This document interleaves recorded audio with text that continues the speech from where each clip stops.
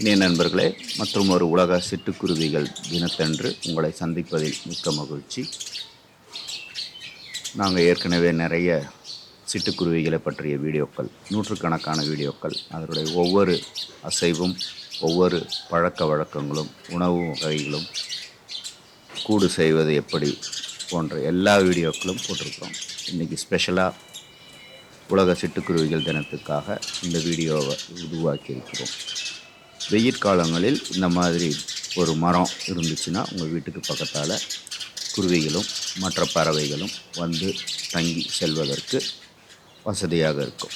மரங்கள் இருந்துச்சுன்னா குருவிகள் தங்கிறதுக்கும் கூடு கட்டுறதுக்கும், மற்றபடி அதை வேட்டையாடுற பறவைகளிடமிருந்து தப்பித்து கொள்வதற்கும் இந்த மரம் ரொம்ப வசதியாக இருக்கும்.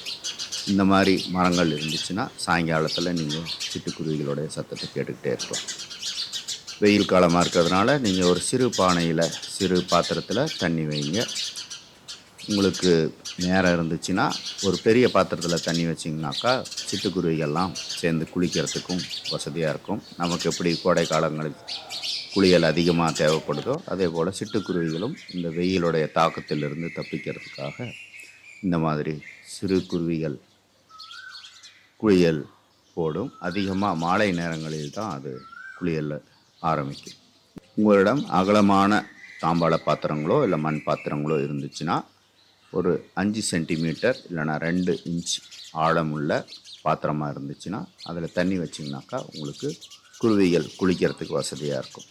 மாலை நேரங்களில் குருவிகள் அதிகமாக வந்து இதில் குளியல் போடும். பார்க்குறதுக்கு ரொம்ப அழகாக இருக்கும். வெயில் காலமாக இருக்கிறதுனால அதிக அளவு தண்ணியும் இந்த குளியல் பாத்திரங்களும் தேவைப்படுது. இந்த குளியல் பாத்திரங்கள் நீங்கள் வைக்கிறதா இருந்துச்சுன்னா அது பாசம் பிடிக்காமல், வெயில் பட்டுச்சுன்னா அதில் பாசம் அதிகமாக இருக்கும் பச்சை கலரில்.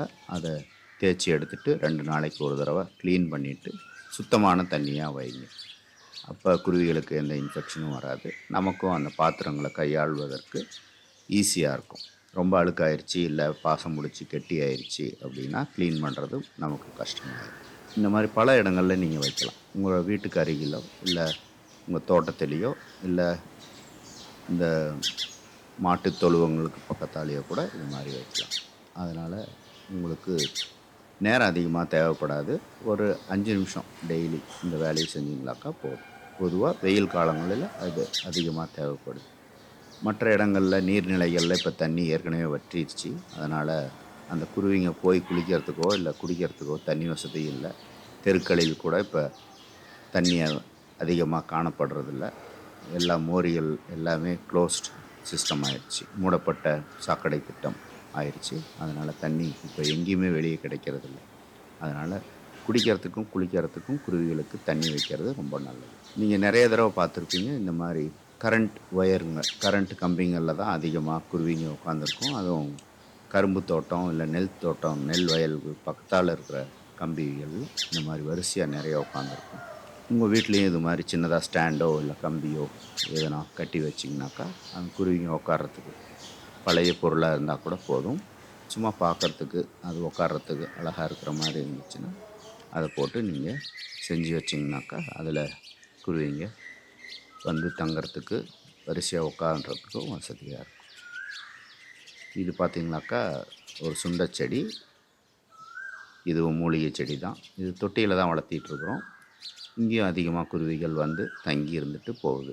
நிழலாக இருக்கிறதுனாலையும் மற்றபடி இது மறைவாக இருக்கிறதுனாலையும் குருவி அதிகமாக இங்கே வந்துட்டு போகுது.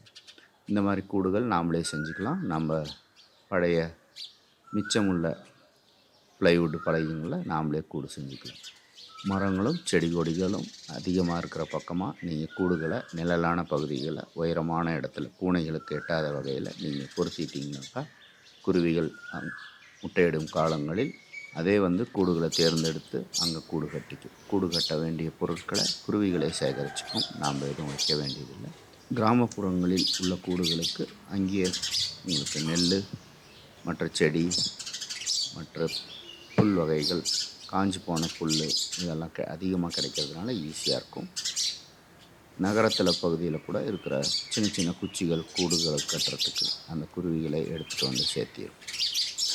பொதுவாகவே வீட்டுகளில் அதிகமான பொருட்கள், அதிகமான சின்ன சின்ன கம்பிங்க, செடிங்க, கிளிப்புங்க இந்த மாதிரி இடங்களை வச்சுட்டிங்கனாக்கா குருவிங்க வந்து தங்கறதுக்கு வசதியாக இருக்கும். அதுக்கு 2 காரணம் இருக்குது. ஒன்று, அந்த இலைகளை பறித்து சாப்பிடும் சில வகையான செடிகள்லேருந்து. மற்றொன்று, அதோடைய பெரிய பறவைகள்லேருந்து அதை பாதுகாக்கிறதுக்கு இந்த மாதிரி இடங்கள் அதுக்கு வந்து பாதுகாப்பானதாக இருக்கிறதுனால அந்த குருவிங்க அங்கே வந்து அந்த செடிகள் மறைவிலையும் இல்லை இந்த மாதிரி கம்பிகள் கட்டியிருக்கிற இடங்கள்லையும் வந்து தங்கிக்கும். இந்த வீடியோவில் பார்த்தீங்கன்னாக்கா குருவி அது கூடுக்கு தேவையான குச்சிகளை எடுத்துகிட்டு வருது. இது ஒரு புல் வகையை சேர்ந்த குச்சி, காஞ்சி போன புல். அதை எடுத்துகிட்டு வந்து சேர்த்துது. பாருங்கள், குருவியோட அளவை பாருங்கள், அந்த குச்சியோட நீளத்தை பாருங்கள். எடை குறைவாக இருக்கிறதுனால இந்த மாதிரி நீளமான பொருட்களையும் கொண்டு வந்து வச்சுருக்கு. இந்த பூவை நீங்கள் அதிகமாக பார்த்துருப்பீங்க. இது கோரை புல்லோடைய பூ, கொத்தாக இருக்கும், பார்க்குறதுக்கு தேர் மாதிரி. இதை கூட எடுத்துகிட்டு வந்து குருவிகள் தன்னுடைய கூட்டில் சேர்த்துக்கு. அதிகமாக மர குச்சிகளை மட்டும்தான், இல்லை புல் வகைகளோட குச்சிகள், இல்லை சாஃப்டான நூல், மற்ற பொருட்களை தான் அதோடைய கூடுகளுக்கு பயன்படுத்துது. ஏற்கனவே நிறைய வீடியோஸ் போட்டிருக்கிறோம். அந்த வீடியோவில் இந்த கூடு எப்படி தயாரிக்குது, குருவிகள் எப்படி கூட்டு தயாரிக்குது, எந்த வகையான பொருட்களை கொண்டு வந்து வைக்குது. நீங்கள் நகரப்புறங்களில் இருந்தீங்கனாக்கா அந்த கூடு கட்டுறதுக்கு தேவையான சின்ன சின்ன பஞ்சு, நூல், நார் இந்த மாதிரி பொருட்களை கூட்டுக்கு பக்கத்தால் வச்சிங்கனாக்கா குருவிங்களுக்கு ரொம்ப வசதியாக இருக்கும். அதை எடுத்துகிட்டு வந்து கூடுகளை சேர்த்திக்கும்.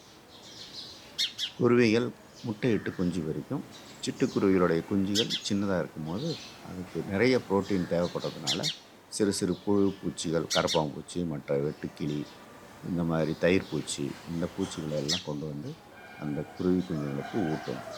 அந்த மாதிரி நேரங்களில் மட்டும்தான் இந்த பெரிய குருவிகள் வாயில் அதோடைய உணவோடு இருக்கும். மற்ற டைமில் உணவை எடுத்துகிட்டு வந்து வேறு எதுக்கும் சப்ளை பண்ணுறதில்லை.